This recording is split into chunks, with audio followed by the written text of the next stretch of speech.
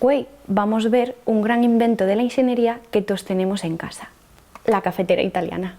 Todos los amantes del café tenemos una manera favorita de hacerlo, cold brew, con cápsulas, de filtro.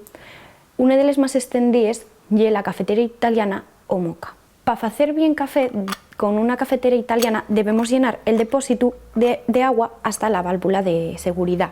Después colocamos café dentro del embudo, la cerramos y lo dejamos en el jar hasta que salga el mítico pitido de la cafetera que nos indica que está ya preparado el café. Pero ¿cómo funciona esto? Al tener agua calentando dentro del depósito, parte de ese agua conviértese en vapor de agua. Cuanto más temperatura tenga el vapor, mayor volumen ocupa. Como la cafetera no se expande, el volumen es constante, por lo que la presión aumenta. Esa presión hace que el agua que aún está líquido suba por el tubín, pase por el café, lo infusione y acabe llegando al depósito que tenemos arriba. Una vez que el agua líquido pasó a un nivel por debajo del tubín, lo único que sale llega emitiendo ese pitido que todos conocemos como que ya el café está listo para tomar.